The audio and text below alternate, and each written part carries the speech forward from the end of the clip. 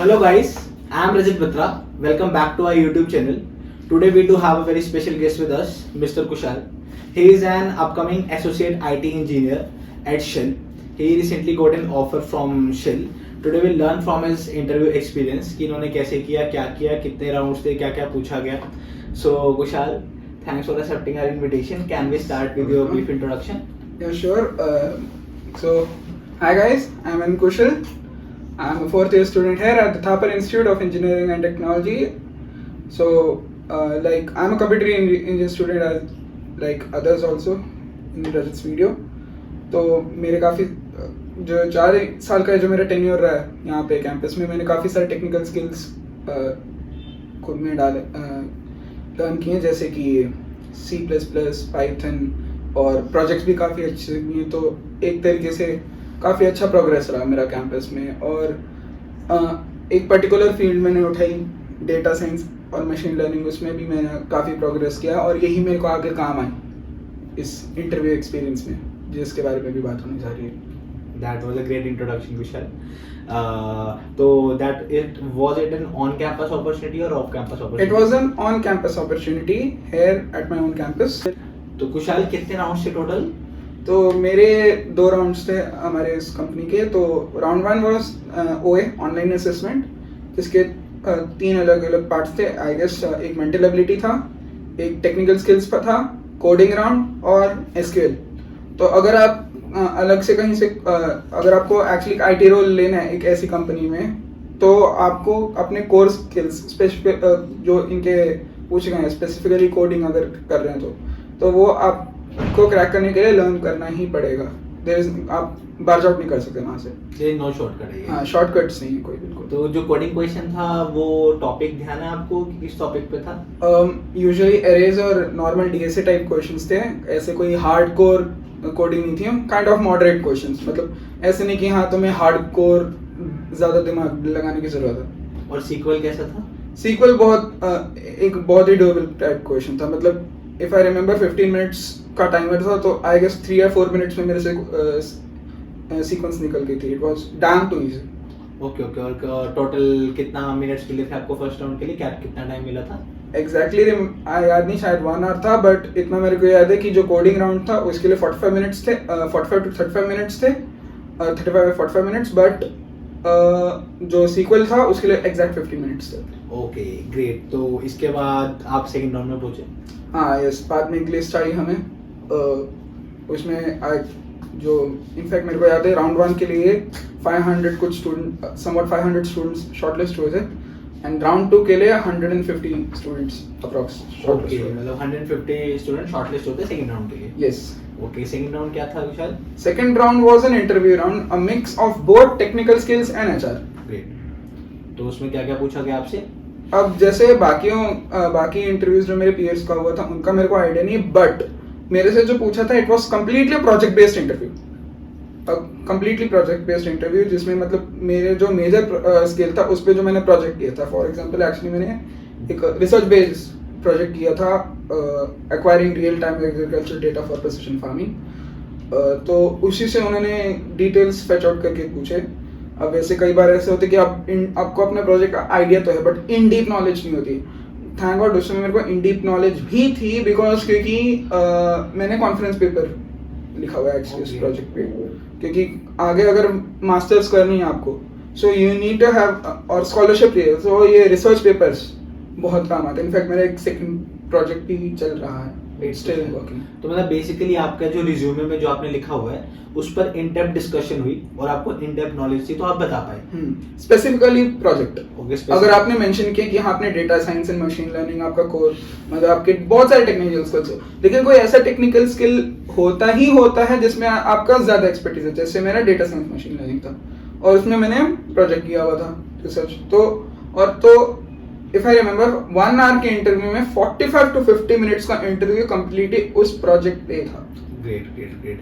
And बाकी का जो 15 मिनट्स थे उसमें क्या पूछा? उसमें HR based question. For example कि आप नेक्स्ट 5 या 6 इयर्स में आप क्या एस्पायर करते हैं, and what if you have a disagreement in your own team, अगर टेक्निकल बेस्ड डिसएग्रीमेंट है, उसका बेस्ट आंसर ये होता है, अगर आपकी टीम में किसी टेक स्टैक को लेकर डिसएग्रीमेंट है, the best way out is you can test it. Okay, हर बार ये नहीं कर सकते let's just agree to disagree, क्योंकि उसकी वजह से टीम में फालतू में बैरिकेड्स क्रिएट होते हैं, तो फालतू के डिविजन्स क्रिएट होते हैं, वो ठीक नहीं होता टीम के लिए फ्यूचर स्कोप के लिए आपके। तो बेटर ये होता है कि अगर टेक स्टैक बेस्ड डिसएग्रीमेंट है तो उसको एक बार आपको टेस्ट करके देखना चाहिए। अगर आपको आपका जो टीममेट है उसकी आपको आइडियाज ज़्यादा ठीक लगते हैं, फिर उसमें देन आप उसको एग्री कर सकते हैं, उसको प्रेज अप कर सकते हैं, and then you can switch to your ideas.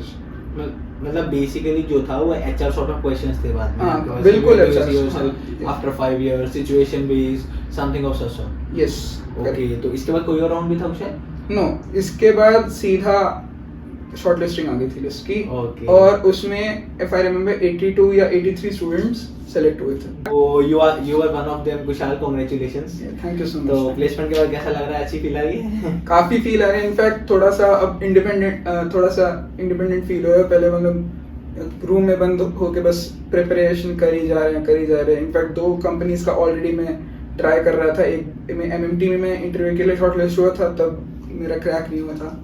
फिर आयन में शॉर्टलिस्ट हुआ था, तब भी क्रैक नहीं हुआ था।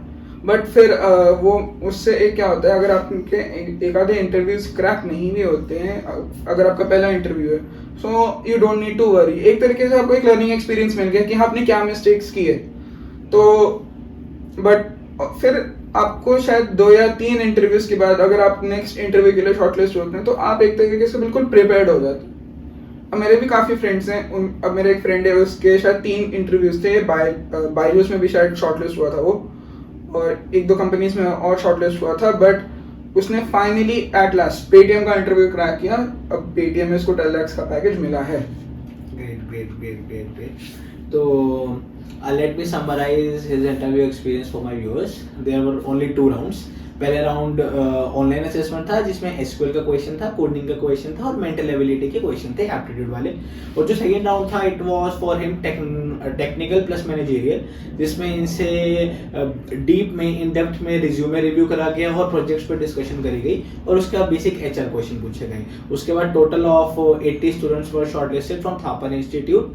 So thanks Kushal for sharing your interview experience. हाँ, सॉरी से मैं बीच में इनफैक्ट इंटरप्ट करना चाहूँगा। इनफैक्ट जैसे मैंने अपनी कुछ काफ़ी फ्रेंड्स से भी पूछा जो सोशल का इंटरव्यू दे रहे थे, ये इन्होंने अबाउट 15 to 20 मिनट्स का एसक्यूएल भी पूछा, मेरे से नहीं पूछा।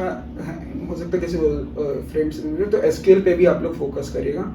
Also you can go through hobby से भी थोड़ा क्वेश्चन पूछ सकते हैं, बट मेन फोकस आपका एसक्यूएल पे भी थोड़ा होना चाहिए और अपने रेज्यूमे पे होना चाहिए, क्योंकि उससे भी मेरे पीयर्स जो मेरे फ्रेंड्स थे या मेरे कोलिग्स जिनका इंटरव्यू था शेल में, उनसे वो क्वेश्चंस पूछे गए। तो I might be the lucky guy जिससे एसक्यूएल नहीं पूछा। ग्रेट। सो कुशाल, हम अपने सभी गेस्ट से पूछते हैं, if you want to summarise your college life in just 1 line और 1 word, what would that be for you? Kind of great. मतलब हाँ, वो अलग बात है कि सेकेंड ईयर हम इंजॉय नहीं कर पाए, बिकॉज सेकेंड ईयर हमारा इट वाज 2020 एंड 2020 से स्टार्ट होकर 2021 मिड में कहीं फिनिश हुआ था मेरा सेकेंड ईयर। तो it was completely online, completely gone. In fact हम अभी भी मिस करते हैं कि हाँ वो हमारा बेस्ट ईयर हो सकता था, but life goes on.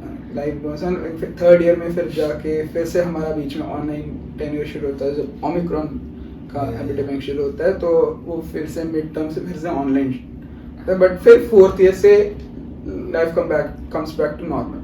Okay, तो कुछ आप टिप्स देना चाहेंगे अपने जूनियर्स को कि वो भी अच्छी प्लेसमेंट ले सकें आपकी तरह? क्या आप टिप्स देना चाहेंगे?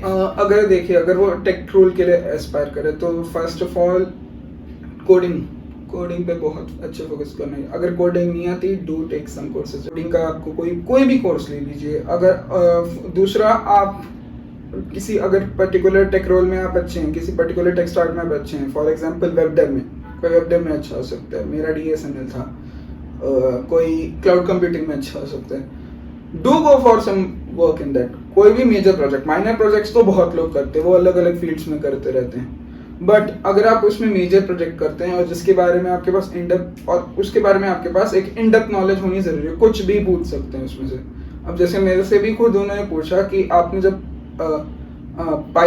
इंटरव्यू में कि हाँ आपने पाइथन की, तो बताइए पाइथन में ये चीज़ कहाँ, जो वेरिएबल्स होते हैं कंपाइलर इंटरप्रेटर में कहाँ स्टोर होते हैं, कैसे स्टोर होते हैं। तो आपसे आपके टेक स्टैक में अगर आप पूछते कि आप सॉफ्टवेयर कौन सा यूज़ करते हैं, तो सॉफ्टवेयर को भी आपको एक्सप्लेन करना है कि ये भी हो सकता है कि ये पूछें कि सॉफ्टवेयर यही क्यों यूज़ किया।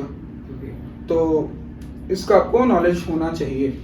एक टिप मैं भी देना चाहूंगा कि if you are into development, go for hackathons दीजिए, नई नई रियल लाइफ प्रॉब्लम्स को सॉल्व कीजिए, तो you will get exposure, you will get experience. तो थैंक यू कुशाल।